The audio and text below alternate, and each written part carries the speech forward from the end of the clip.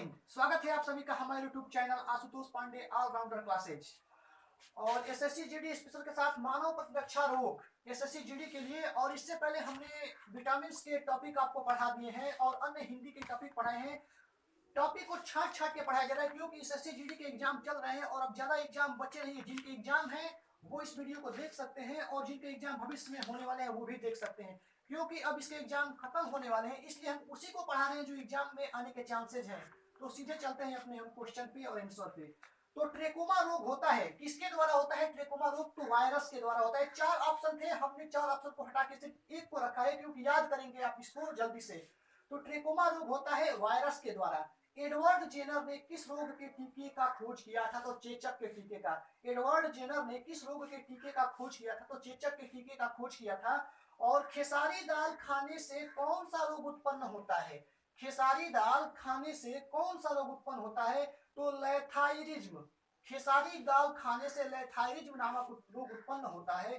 BCG का full form, तो BCG का फुल फॉर्म है वैसिलस कार्मेट ब्यूरिन। बीसीजी का फुल फॉर्म वैसिलस कार्मेट ब्यूरिन। किस वर्ष जापानी मस्तिष्क ज्वर प्रकट हुआ? किस वर्ष जापानी मस्तिष्क ज्वर प्रकट हुआ? 1987 में।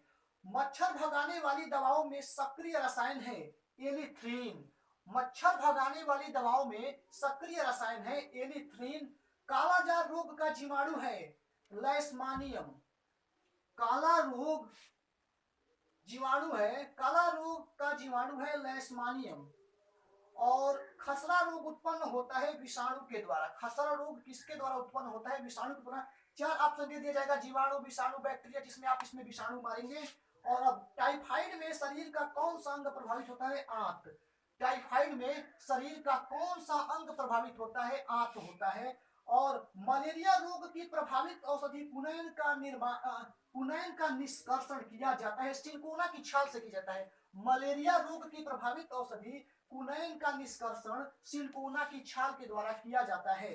डेंगू बुखार मानव शरीर में किसकी कमी से हो जाता है? तो प्लेटलेट्स की जब कमी हो जाती है तो डेंगू बुखार मानव शरीर में होता है। डेंगू बुखार मानव शरीर में किसकी कमी से हो जाता है? तो प्लेटलेट्स की कमी से होता है। मानव आहार में पालिश किए हुए चावल के उपयोग से कौन सा रोग हो जाता है? तो बेरी। मानव आहार में पालिश किए हुए चावल के उपयोग से कौन सा रोग हो जाता है? बेरी। और भारत में मिशन इंद्रधनुष अभियान संबंधित है बच्चों के टीकाकरण से। भारत में मिशन इंद्रधनुष अभियान संबंधित है बच्चों के टीकाकरण से।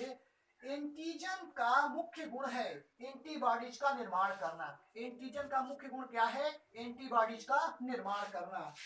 शरीर की प्रतिरक्षा प्रक्रिया में प्राथमिक योगदान करने वाली कोशिकाएं होती हैं तो लिम्फोसाइट्स। शरीर की प्रतिरक्षा प्रक्रिया में जो प्राथमिक योगदान करती हैं वो कोशिकाएं लिम्फोसाइट्स होती हैं।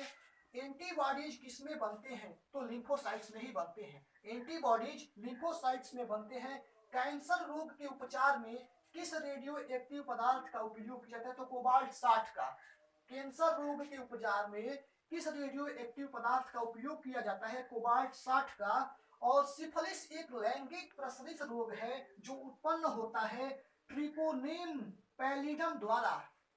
सिफिलिस एक लैंगिक प्रसरित रोग है जो उत्पन्न होता है ट्रिपोनेम पैलिडम द्वारा। और अपनी महानता के बारे में झूठा विश्वास है पैरानोया। अपनी महानता के बारे में झूठा विश्वास को क्या कहते हैं? पैरानोया। जो ये भी रोग है, अपनी महानता के बारे में झूठा विश्वास है पैरानोया। फिर से देखते हैं ऊपर से नीचे।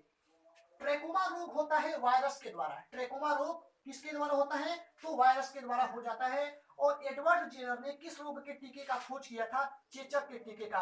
एडवर्ड जेनर ने किस रोग के टीके का खोज किया? चेचक के टीके का खोज किया था। और बीसीजी का full form bacillus Calmette Guerin. BCG का full form bacillus Calmette Guerin होता है।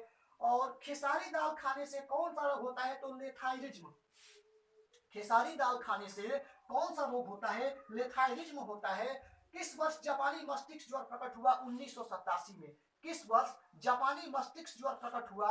1987 में। मच्छर भगाने वाली दवाओं में सक्रिय रसायन है एलिथ्रीन। मच्छर भगाने वाली दवाओं में सक्रिय रसायन है एलिथ्रीन। और कालाजार रोग का जीवाणु है लेशमानियम। काला रोग जीवाणु का काला रोग का जीवाणु है लेशमानिया, काला रोग का जीवाणु है लेशमानिया। टाइफाइड में शरीर का कौन सा अंग प्रभावित होता है? तो आंत। टाइफाइड में शरीर का कौन सा अंग प्रभावित होता है? तो आंत। मलेरिया रोग की प्रभावित औषधि कुनैन का निर्माण किया जाता है तो सिनकोना की छाल से। मलेरिया रोग की प्रभावित औषधि कुनैन का निर्माण किया जाता है सिनकोना की छाल से। ओके। मानव और डेंगू बुखार मानव शरीर में किसकी कमी से हो जाता है? तो प्लेटलेट्स की कमी से होता है। डेंगू बुखार मानव शरीर में किसकी कमी से होता है? तो प्लेटलेट्स की कमी से होता है। मानव आहार में पालिश किए हुए चावल के उपयोग से कौन सा रोग होता है? Berry berry.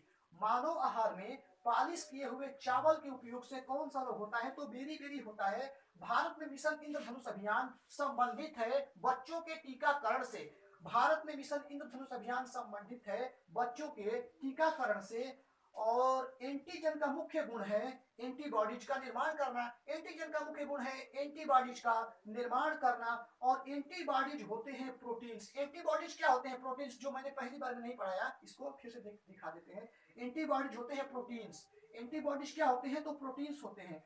और शरीर की प्रतिरक्षा प्रक्रिया में प्राथमिक योगदान करने वाली कोशिकाएं होती हैं लिम्फोसाइट्स। शरीर की प्रतिरक्षा प्रक्रिया में प्राथमिक योगदान करने वाली कोशिकाएं क्या होती हैं? तो लिम्फोसाइट्स होती हैं। और एंटीबॉडीज किससे बनते हैं? तो लिम्फोसाइट से ही बनते हैं। एंटीबॉडीज लिम्फोसाइट से ही बनते हैं। कैंसर रोग के उपचार में किस रेडियो एक्टिव पदार्थ का उपयोग किया जाता है? तो कोबाल्ट 60 का। कैंसर रोग के उपचार में किस रेडियो एक्टिव पदार्थ का उपयोग किया जाता है? तो कोबाल्ट 60 का उपयोग कर दिया जाता है। और सिफिलिस एक लैंगिक प्रसरित रोग है जो उत्पन्न होता है ट्रिपोनेम पालिडम द्वारा। सिफिलिस एक लैंगिक प्रसरित रोग है जो उत्पन्न होता है ट्रिपोनेम पैलिडम द्वारा।